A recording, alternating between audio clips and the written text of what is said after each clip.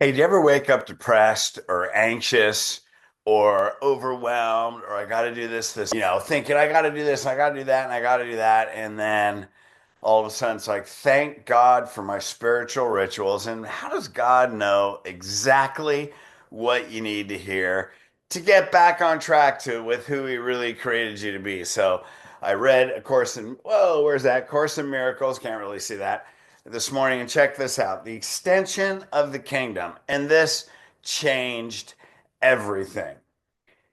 Only you can limit your creative power, but God wills to release it. Okay, we know that. We can only limit ourselves, right? He no more wills you to deprive yourself as your creations than he wills to deprive himself. Okay, I get that. So it's not God's will to deprive myself. But what do we do from there?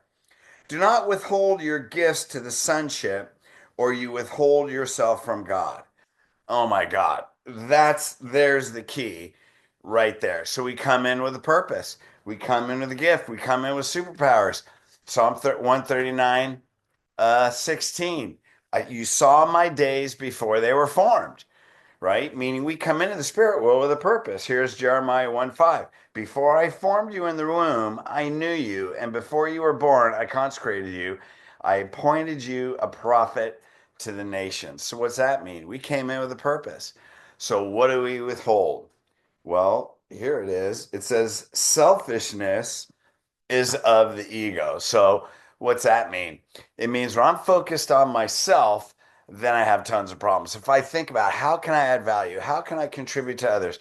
Even when it's going out of the house, smiling at people, being joyful, spreading joy, talking to people you don't know, even that, spreading love is really our biggest purpose, right? So then I'm on the elliptical and I'm sitting there thinking, okay, how can I help? How can I contribute?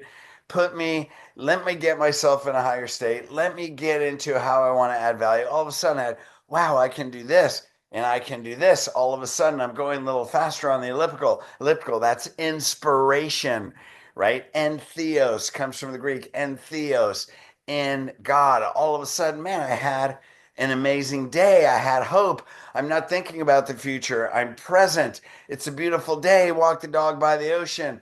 Talk to a few people I didn't know, right? And then all of a sudden, it's a great day, and here we are now.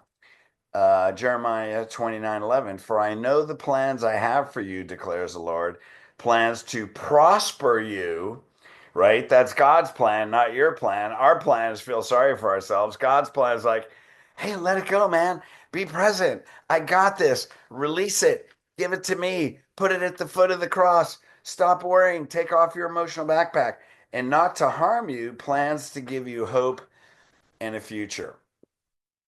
Man, if I didn't have my spiritual morning rituals, I don't know where I would be, because many times you wake up depressed, overwhelmed, anxious, worried about the future, right? But we come in with a purpose. That's H, honor God within yourself. We have that purpose. So when I focus on releasing all my cares about myself, and we extend the kingdom that's inside of us. We extend it to other people. All of a sudden, we're inspired. We're in God. We feel our higher self. We feel our spirit. We're in joy. We're in love.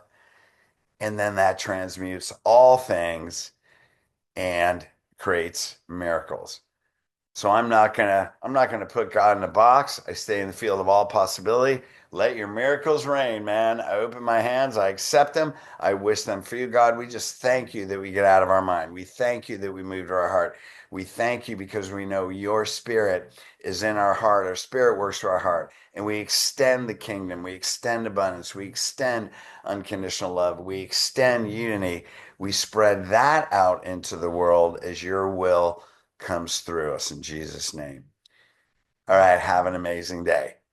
And go to Healed, 6 Steps to Heal Your Life on Facebook. That's where all these are stored. And we will see you soon. Peace.